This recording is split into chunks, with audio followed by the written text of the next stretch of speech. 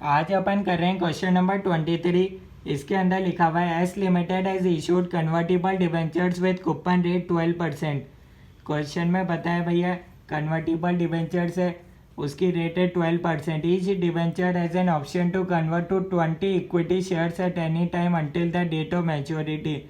साहब वो कभी उनके पास ऑप्शन रहेगा, कभी भी वो कन्वर्ट कर सकते हैं till the date of maturity. ठीक है, तो ईच डिबेंचर के बदले में भैया उनको मिलेंगे 20 equity shares. Debentures will be redeemed eight ₹100 on maturity of 5 years. Redeemable value बता रखा है, टाइम पीरियड बता रखा है। And investor generally requires a rate of return of 8% per annum.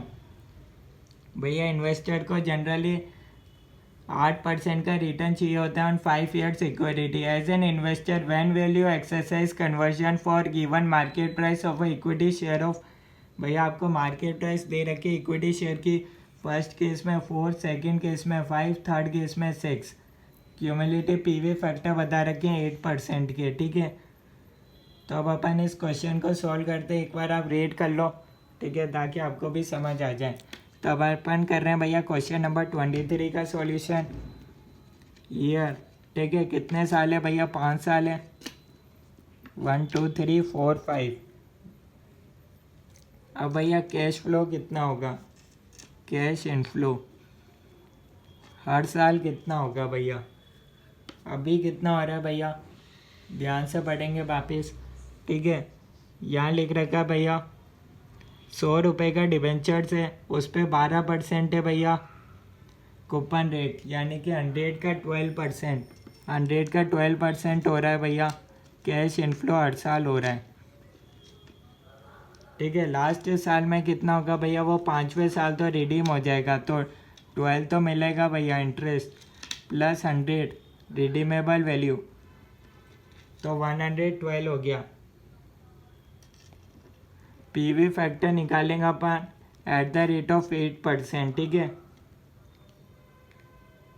तो सबसे पहले अपन को 8% का पीवी फैक्टर निकालना रहेगा, क्योंकि भैया बता रखा है investor generally requires a return of 8% per annum. ठीक है, उसका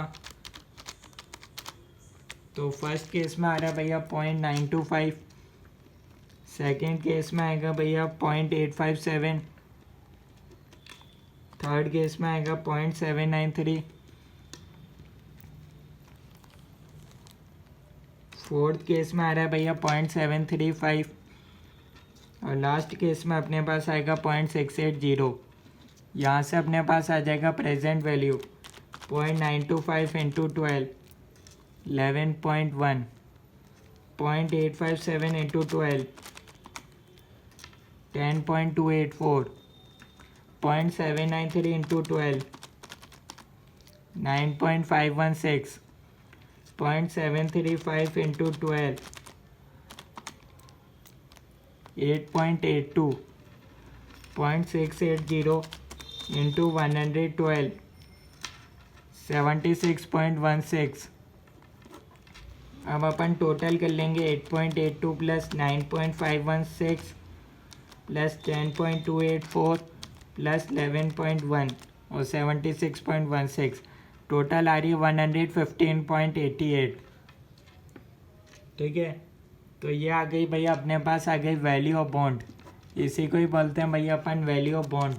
ठीक है, तो यहाँ तक आपको कोई डाउट है बता सकते हो। ठीक है, अब भैया इक्विटी शेयर्स की आपको मार्केट प्राइस गिवन है अगले केस में भैया 4 5 6। ठीक है, बोल रखा है भैया 20, ये 3 केस है। ठीक है, first option, second option, third option. ठीक है, market price of equity share.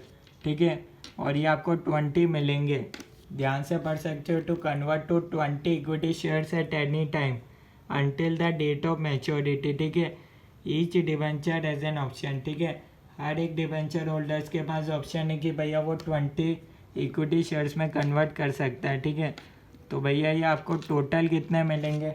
आपके पास एक डिबेंचर होगा तो उसकी वैल्यू आ गई फर्स्ट केस में 80, सेकंड केस में आ जाएगी 100, थर्ड केस में आ गई 120।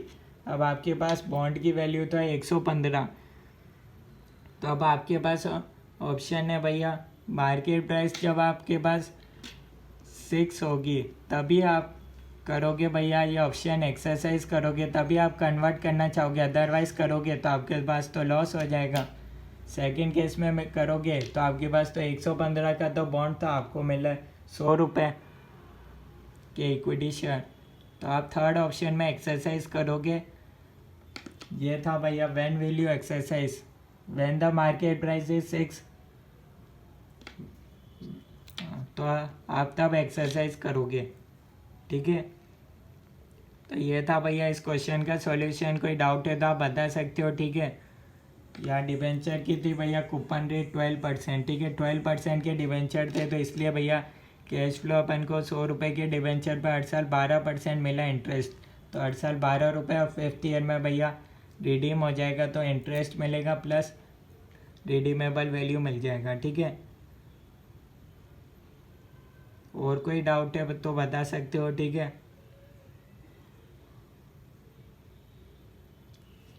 Thank you everyone.